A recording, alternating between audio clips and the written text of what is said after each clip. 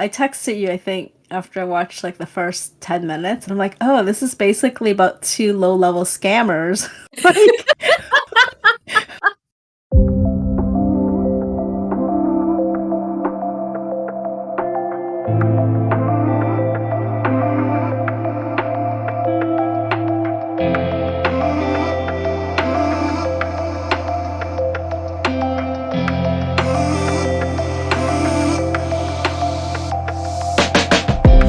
Hi, this is Juniper. hello, this is Elle. Welcome to our pod. And today we're going to do a Christmas movie special because we got lazy about watching long dramas and really needed to take time off. And it's because it's the holidays. So I convinced Elle to watch a Christmas movie that I've always watched. Well, not always watch, but pretty much whenever it's on, I watch it and I have it on DVD. And it's called Christmas in Connecticut. It's an old movie from the 1940s by Warner Brothers and starring Barbara Stanwyck and Dennis Morgan, among others. And I don't know, this movie has always had a special place in my heart. I wouldn't say it's like, oh my God, it's such a great classic. But, you know, it's like certain things you kind of just feel warm and fuzzy whenever it's on or think about, and that's one of those movies. So obviously I'm very biased and I wanted to see what someone like Elle would think when she watched it. So Elle, this is all you, man. No, not all you, but I'm very curious, right? How did you, Yeah. as a newcomer to the movie Christmas in Connecticut, feel about it after watching? So, I texted you, I think, after I watched like the first 10 minutes, and I'm like, oh, this is basically about two low-level scammers. Two con artists, but like very low level.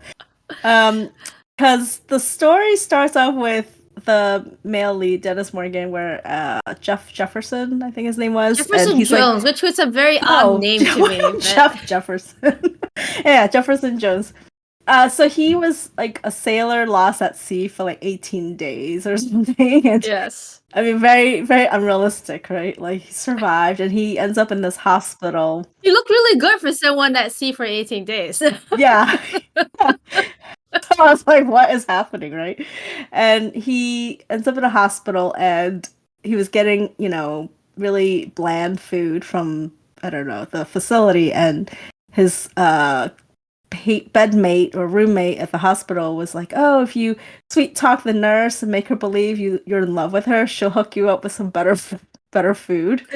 And so he's like, oh, does that work? And so he basically, I guess, just like was more attentive, verbally. He's laying in bed. Yeah. And then, sweet talks her and hooks him up with like, steak and I don't know, fish or whatever. So he's like eating really well, but then now the nurse is like, all right, it's time to pay up, right? Like, I'm ready to talk about marriage. And he's like, marriage? Like, I just wanted better food.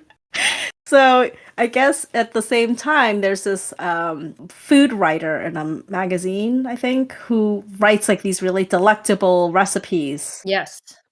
Elizabeth Lane, Mrs. Lane. And he's like, oh, this looks delicious. And he loves reading, her articles. And he's like, oh, conjures up all these delicious food in his head. And so the nurse is like, all right, I'm going to write a letter to, I don't know, the editor or the publishing house. The owner. It's like the Rupert Murdoch of the magazine. Yeah. So she's like, I'm going to ask if Elizabeth Lane can host the sailor Jefferson Jones for like Christmas to make him feel what it's like to come home, I guess, to a home, and then he'll be ready for marriage. So it's very crazy, right? Very farcical. It's like 1940s, like, oh, a woman's place is at home being a great cook, and the man, if it's all like the way to the man's stomach, right? I mean, sorry, his heart is to his stomach kind of deal. It's like all of those stereotypes, but they come from somewhere, right? Right. I mean, we laugh about it now, but I mean, yeah. I actually, the thing I did wish they did was actually show you some food. There were no shots of the food, really. Pancake, I mean, other than and a drumstick and some cold cuts. Yeah, like I was like, oh, no visual shots of the food ever in the whole movie. But anyway, so when we meet the writer, you think, oh, she must be this amazing, like you said, Martha Stewart of the time. But she really wasn't. She was just a very good writer who can describe food impeccably, describe this idyllic life impeccably. But she lived in like a tiny apartment in New York City. And she was not married, she did not have kids, she did not have a farm. And She can't then some cook. yeah, she can't cook. So she has a friend who's a chef at his restaurant, and he would bring her these delicious like meals, and he would give her the recipes, and that's how she was able to kind of keep this quote unquote scam, right? And even the publisher or the owner does not know that she cannot do any of this stuff. He believes that Yes. she's also this enigmatic food writer slash cook. So now he comes to her house. He's like, "You're gonna," or he calls her. He's like, "You're gonna host the sailor." You know, he fought the wars for a country. Yeah, it doesn't matter, and right? It yeah, basically yeah, ends up being that he foists the sailor on her. She has to hmm come up with a fake marriage and farm in Connecticut, and so she has and promised to baby, marry and a baby to kind of sustain the lie, right? And yes, then of course Mr. Yardley, the publisher, the guy who owns the magazine, invites himself over as well because you know he's on the fat diet and he doesn't want to be. So he's like, oh, I'm gonna go get some good food for Christmas because his family is also not able to join him. yeah, So they all end up at this farm. yes. So the farm is owned by this guy who, I guess, is her friend. And in the beginning of the movie, he's like, "I'll marry you." I'm like, "What? What happened?" Like, Well, they're he's not always even. been pursuing her, right? She's rejected him like umpteenth time, but this time she's like, Yeah. why not? Because she thinks her career is over. So she's like throwing in the Mm. towel, and then Uncle Felix, the restaurant owner, that's her friend, is like, "Oh no, this is not good." Like, she Yes. doesn't, right? Like he's like, she should not marry this jerk. Yeah, so he's an architect. So the Yes. architect is the fake husband, but he's actually ready to marry her. So as they're at this farm, they're like, okay, before the sailor arrives, we'll have a judge come in and do the wedding ceremony to make it legal. But like there are all these interruptions, so they never Yeah, get they never married. get married because they want to No. make it legal, so at least it's not like a full lie, right? For Yeah. them to Yeah. cohabit. But all sorts of interruptions. So it's really a farce, right? It's Christmas in Connecticut, but it's really a farce about lies, mistaken identity only in terms of babies, I suppose, because there are a lot of babies. Who's really married? Who's about to get married? Um, it's a very typical 19 kind of 30s 40s type of, I feel like, farce in some Mm-hmm. ways. And I think so offline you had said, oh, it feels like a stage play. Yes. And I would agree that with that, be right, because it's not very realistic, obviously, the setup, right, and the timing of things. It has to be timed perfectly for a lot of these Yeah. things to happen the way they do. But so that's the story. But what is your like? What did you feel like when you watched it? Like, now that we've gone through the whole meandering, like, Setup. So yeah. okay, so I would say, like, for the length of the film, it's like an hour and 40 minutes long. It's Mhm. actually pretty long for that time period, but it did not feel long. I felt like the dialogue was very fast Yeah. paced, and very quick. There's not a big cast, but they're all very specific caricatures that you recognize, and you Mm-hmm. and I was telling you that the because every character has like a lie, if you will, right? The two main leads are lying about why they're there, like he thinks she's married, and she doesn't know that he's there because of his quote unquote fiance, right? Who wrote a letter Mm-hmm. to get him Mm-hmm. there, and then the architect is like he's not really lying, but he's also he had him and Felix, the chef, they're forced into this lie because they're trying to help the female lead, Barbara Stanwyck, and then I was saying that, like, oh, actually there are two moral compasses. There's Yardley, the owner, right? He's like he really believed this was true, and then you have the housekeeper Nora. She was She's an also like unwitting participant, okay? She's actually the most unwitting. She's like, I'm quitting, right? Like, I'm yeah. out. Yeah, she's like, I don't care if it's Christmas Eve. I'm leaving. How dare you guys? Like, basically, because she saw them go into the bedroom Yeah, together, she thinks they're the married having couple, and a she knows they're not married. So she's right. like, oh my God, this is disgusting. But so, I mean, I would say when I'm watching it, like, it's really funny because you know it won't end well. Like, I feel like you know the lies will unfold before the end of the film. So you're just watching to see what will happen.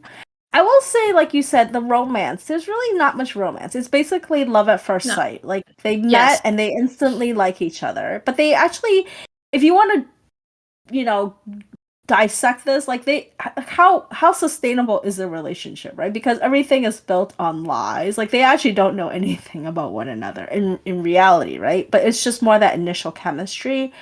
Um, I will say visually, like the Christmas references are very charming. Like when they arrive at the farm, they're on a horse-drawn like sleigh type Yes. carriage. Which I wondered. I was like, is that like a normal mode of transportation? Because when they go to the dance, right, people arrive on sleighs too. Like, is it because people Yes, didn't shovel back in the day? And you know what I mean? Like, or but there was a car. Remember the police car when they got so there's arrested? like a mixed use of sleigh and cars, right, on the country road. Whereas like you never Yes. see that this day and age in Connecticut or elsewhere. Like, Yeah, because they pay the sleigh driver like they're paying a cab driver, right? yes. So I was like, oh, that's very charming. And then there's a whole scene where Dennis Morgan is playing on the piano and singing, and she's like, hanging ornaments on this giant tree.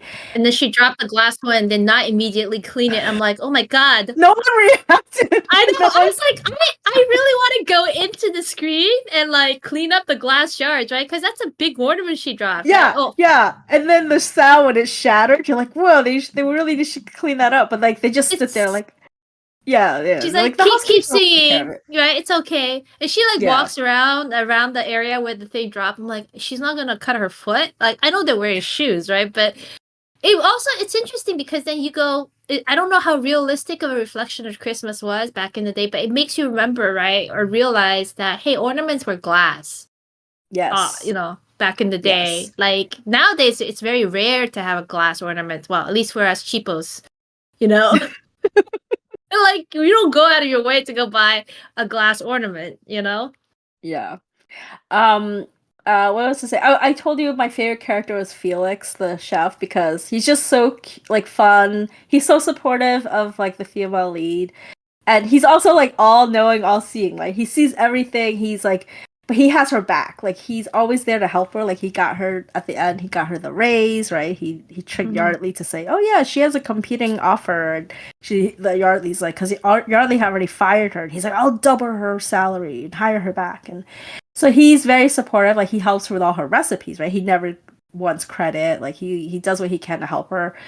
Um, Oh, the baby scenes were hilarious to me because she's like, I have a baby, but she has no experience with babies, and I should know what baby it was and what gender, right? Because good thing that the Jefferson Jones knows how to bathe the baby. Because the first thing, which is very odd, right? Like, how normal is it for someone to arrive at your home? It's because she's a well-known celebrity as like her image, right, is a celebrity, like a Martha Stewart of her time.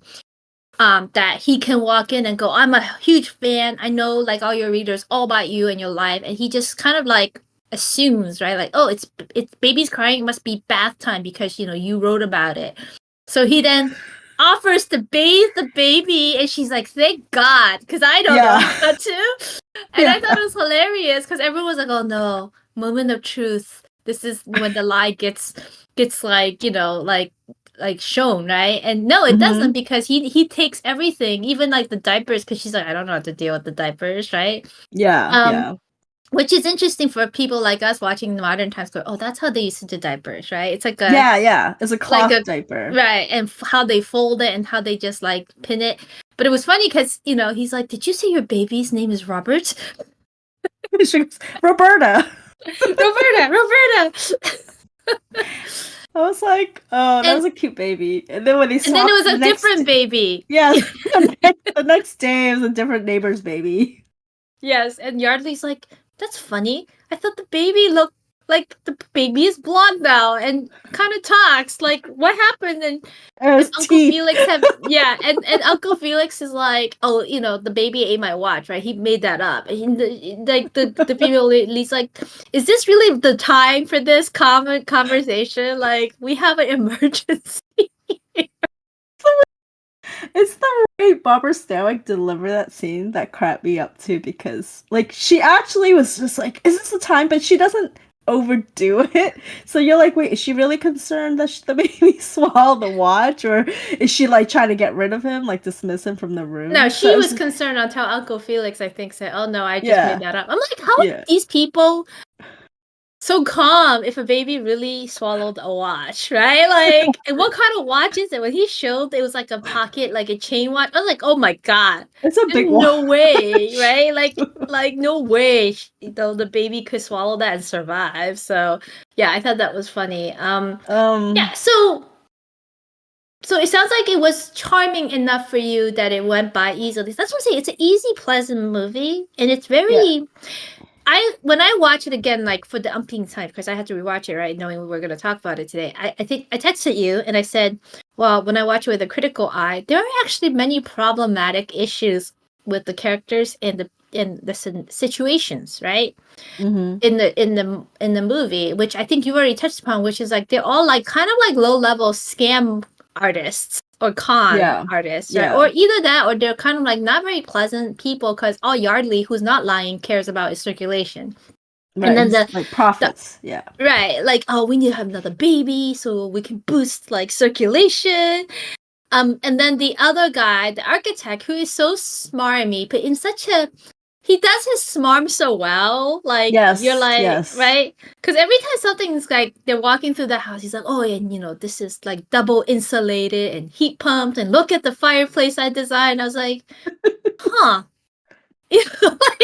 He's very proud of his work, and he's also very set in his ways. Like, remember when they were doing the wedding ceremony, and he's like, oh, and she's like, oh, we should have some music, and he's like, okay. He's like, the wedding march, and she's like, oh, what about some Mozart? And he's like, no, this is the traditional way, we should do it this way. And so like you could already tell, I feel like that was the one time they showed you in the movie that they're not meant to be together, because he doesn't listen to her. He's just like, he's like used to being in charge and being like, just getting his way, and he's a successful guy. So, and she hates his taste in decorations. So remember the statue she keeps trying to smash? Oh, and she finally smashed it, because everyone's like, oh, no, don't touch that, put that down. There was one scene where you see her pick it up and she shakes her head at herself like, oh, no, I can't do this. And not right now. This is not the right time to get away with this. So sorry, what I was going to say was, I realized this problematic, not just because they are low-level scammers, but think about this, right? They're married or about to be, so the Elizabeth Lane, Barbara Stanwyck's character, is a married woman technically, and Jefferson Jones knows that. Yeah. Yet he still kind of flirts very, very, not kind of, they overtly flirt with each other, right? Yeah. And there's something very wrong about that. And she overtly tries to get him to kind of do something, to like make a move, right? Which is even more wrong. And I'm like, and he's okay with that? Like, if he was truly a good guy, right, he would not be okay with that in some ways, if you think about this. Like, what does that say about her as a married woman? Right. It will make her a very loose woman, right? Especially based on the mores of society. So it's interesting, because I was watching that scene, and on one hand, I was like, I should feel very, very, very uncomfortable. On the other hand, I feel like it could have been the delivery too. Like, they both know. Like, they know their own situation, right? So I feel like as you're watching this, you're like, well, she's not married, and he's not married. So like, well, we know. They know.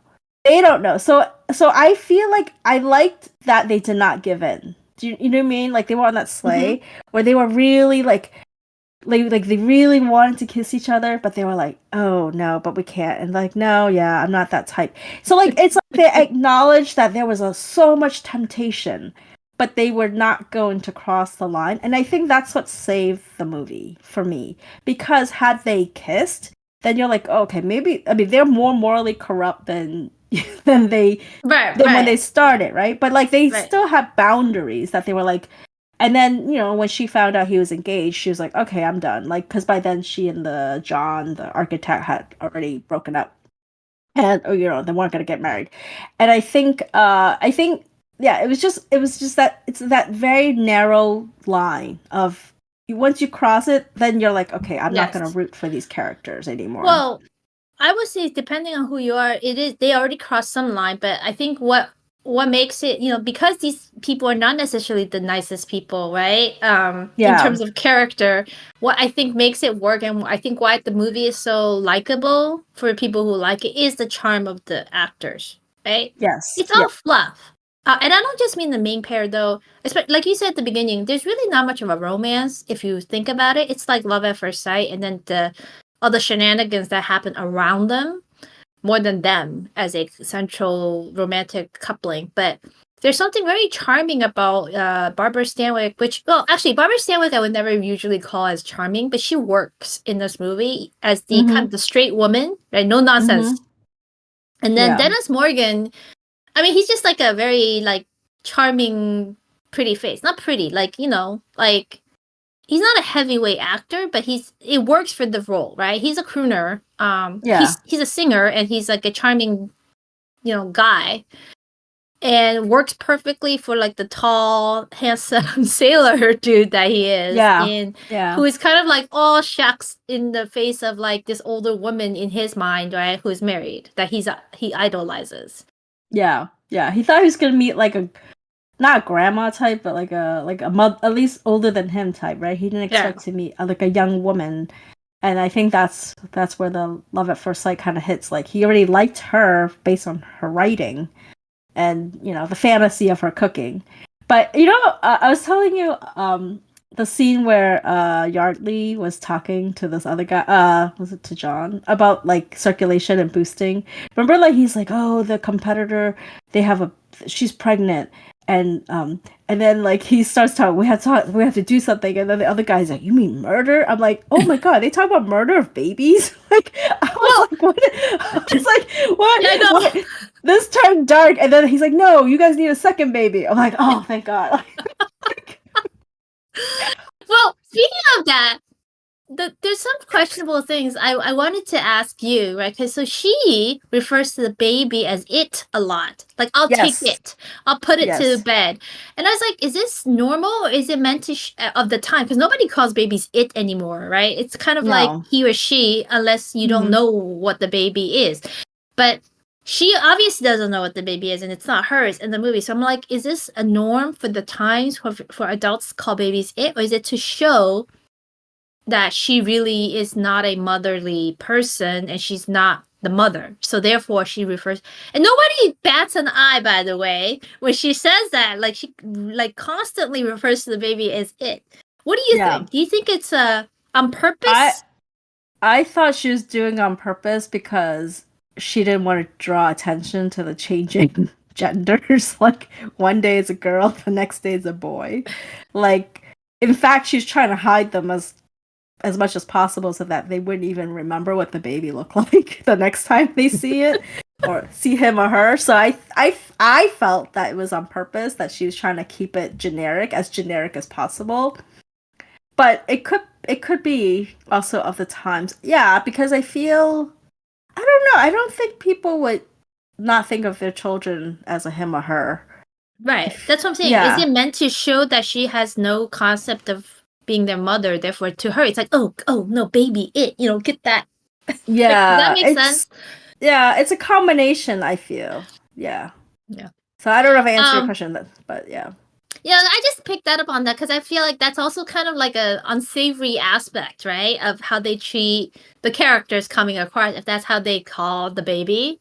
Right? She's really just like a career girl who doesn't want to deal with children and family in some ways, if you think about it. Yeah, And I who mean, may have gray morals, right? Like, I mean, she she's definitely like I mean, I don't know if she's terribly ambitious, right? I mean, in the beginning, she's just writing for a living, and she spent like 5 months' salary on a mink coat, and that was like her splurge to herself. And I think her personality is very simple, actually, and I think she doesn't have.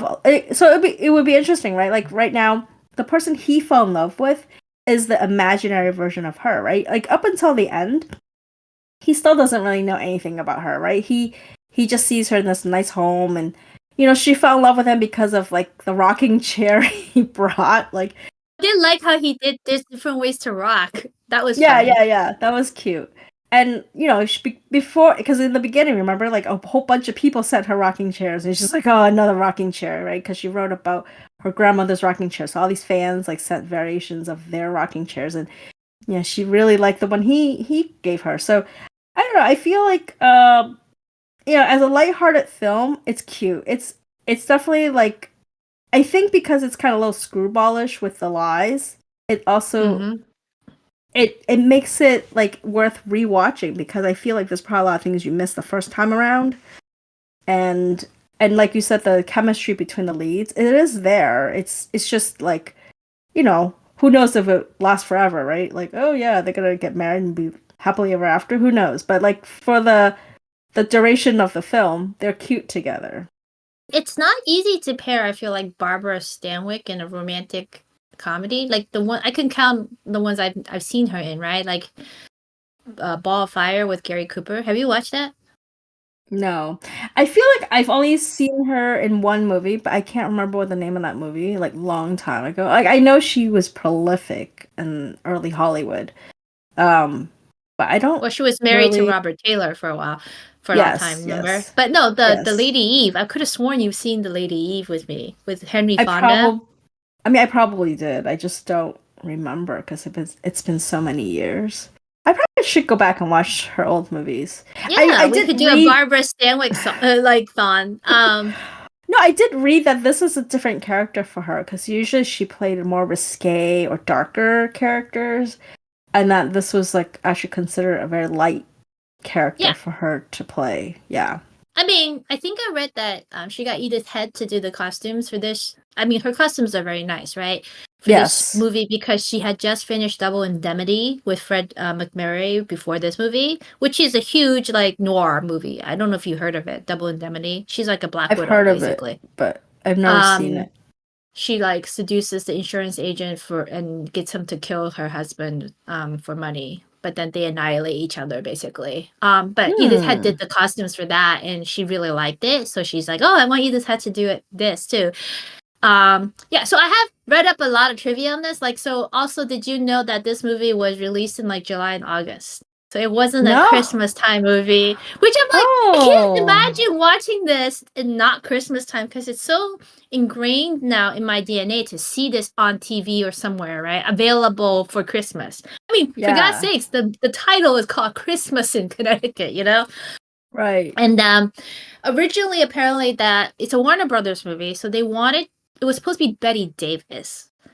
If you thought Barbara Stanwyck, right, was an odd choice for this, but you don't think Betty Davis is even weirder for this? I like Barbara Stanwyck more than I can't. I don't think Betty Davis would have played this the same way. Not same way. Though one of my other favorite rom coms that are not well known, so not a huge classic, but it's one I enjoy, is actually with Betty Davis, and it's called June Bride. And apparently, she wanted Dennis Morgan as her male lead in that one too, but it didn't happen. They hired Robert Montgomery. Do you know who that is? He's you Uh, know Bewitched, yeah. Yes. Elizabeth Yes. Montgomery, Samantha, Yes. the actress's father. I like him too. He's Oh. very good in these type of screwball movies because he started, I think, in like the early 30s. So he's a really older golden age MGM actor. So it was also about magazine people going to a small town to shoot a thread in the shenanigans between like the two editors, like the writer and the editor. Right? They had a Mm-hmm. history and it was like kind of the bickering and will they won't they type of thing. And it was very charming. So I was like, oh, I can see Betty Davis doing a rom com because I've seen June Bride Hmm. and I enjoyed it. but I think she would have been too cold for this versus because there's something about Barbara Stanwyck. She might be kind of like tough as nails type of image. There's still something down homey about her. Right. Versus I feel like Betty Davis does not exude that. Yeah. What was that? Whoa, what else was I gonna say? Oh, sorry. Were you about to say something? I was about to, then I forgot. Yo, I'm sorry. I derailed you with that. But so while you're searching for the last thought, one more thing I just remember when we were talking about babies and how old they are. Was it not odd to you to see how old their moms were? The actual baby arm. I'm like, what are these, like babushkas? Like they're all like old grannies coming over and be like, oh. Well, they did say they worked in the factory in town. Okay, I get that it's a tough life, but these babies are no more like. They might have heavily done their I feel like they heavily did their makeup too, like to make them look kind of haggard. I don't know. A little bit. I was like, were you able to have babies? Like the way they made them look, they look like they were, post-menopause, right? And you're like, huh? Yeah, they looked a lot older.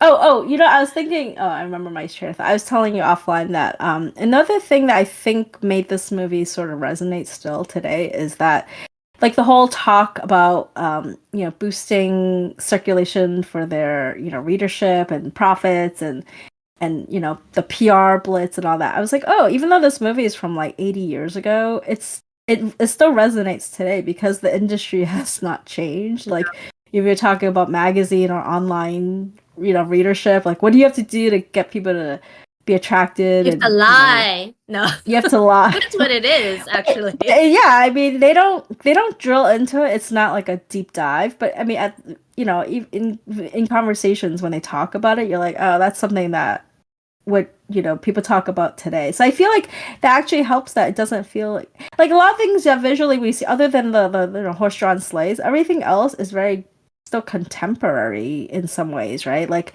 the idyllic living in a farm, like it's the house you want to live in. It's a nice house, and like I know you don't follow a lot of social media trends, but like, have you heard of trad wife? Like that trend?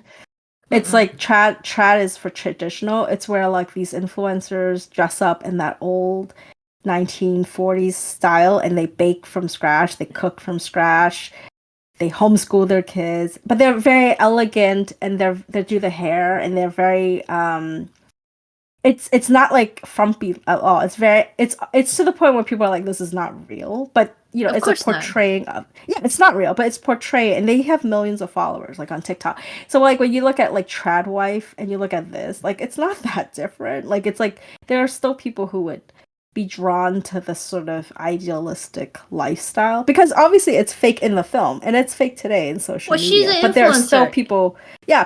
She's like an early influencer. Yeah, she's faking to get readership, and she got caught out, and she's like, oh, it's not sustainable. Like, I don't want that lifestyle. Like, it's right. Now that you point that out, that is actually very ironic. Like, it rings true today, very much so today, because it's exactly what's happening with social media influencers.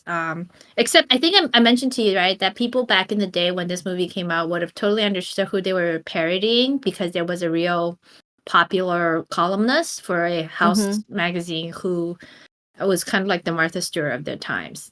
You know what I mean? Yeah. Who wrote about her home and her cooking and her dogs and stuff that way, and you're just like, are you for real? Is that do you know who that was that they were parodying? I would have to look it up. I think you can Google it. Yeah. I was just curious, because like obviously we remember Martha Stewart of our time, but I would be interested in reading up on the person that they parodied in this film. So what rating would you give this? Me? So from kind of like nostalgia and the fact that it has a place in my heart that I watch it a lot, I would give it an 8. From an actual objective perspective, it's probably more like a 7.5. Okay. Yeah, I'm probably like a 7.9. Like, oh yeah, the same range. I think obviously it's you go into it knowing it's gonna be silly in this, not silly in terms of execution, but silly in terms of like the reality of this happening, how it's unfolding, the antics. Like it's a little bit Three Stooges type, but not at that level of humor, but it's that type, right? Where they're like hiding the judge in the house and running, make him going out the window, and he's like, "Oh yeah, that's great, shortcut." And Yeah, everyone just like, yeah, they just no one go with it, questions. right? Yeah, no one questions the insanity, right? Everyone's just like, okay, this is normal. I'll just do whatever you tell me. Like I said, Nora was the only person who was like, you guys are all nuts, and I'm getting off this train. Okay, I want nothing to do with you. but I think it's cute. I would rewatch it actually. And yeah, it's a nice. It gives you a nice feeling even when you finish it. Yeah, It's a nice it's feeling. a warm and fuzzy movie. I would say that it made me wonder how Dennis Morgan is in other movies because he's made a lot of movies, but he's not like a huge leading man of that. Like he's not a great actor in that, right? In that sense, so you don't see a lot of these days people watching movies that he made. It's more like B movies, right? Kind of he made. But based on his performance, this I was like, oh, I would like to have seen like a true rom com with him. I see him in something else. I think he was famous before this for Kitty Foyle with Ginger Rogers. That's more of a melodrama. She's a shop girl. He's like the scion of a rich family or something, and they obviously get together. But then something happens, and his family gets her to go away. I mean, eventually, I think they reunite. But it's kind of like he tends to play the good-looking guy who doesn't have a lot to do, right? And you're like, but he's such a charming kid in his own way. They could have found something to do with his charm, you know what I mean? Yeah. And then they did, by the way, I think I told you this, at some point in the 90s, I want to say, or the early 2000s, they did remake this as a TV movie for TNT. Never watched it, but Arnold Schwarzenegger directed it. I saw that because I saw I read that it was bad. Like it's really bad. I'm not gonna make a judgment on something I haven't seen, but just from the trailers I had seen back in the day when it first came out, I'm like, why did they remake Christmas in Connecticut with Diane Cannon and Chris Christopherson? Like, it's kind of like it's not a necessary remake, right? You didn't need to remake that. Yeah, and it's based in the 80s, right? It's like 90s, I think. 90s? Okay. Yeah. Yeah. I mean, I wonder if it's worth like checking out. But no. Yeah, I'm assuming the cast of characters will be very different. So yeah. No, I like this one. I like this version. Like I said, my favorite was Felix. And yeah, I like that character a lot for some reason. He's the one I remember, even though he's not even. He's just I wouldn't even call him a foil, but he is there just to almost be like an audience member to like shift the plot line a little bit so it doesn't go crazy and insane. But yeah, but thank you for introducing me to this film. I liked it a lot. Even though I got a 7.9. I mean, 7.9 it's not high for me, but it's it's still pretty good. It's a pleasant movie with a lot of charm that has high rewatch value in the sense of if it's like I said, that's why I said if every time it's on, I'm like, oh, it's Christmas in Connecticut. I'll watch it again.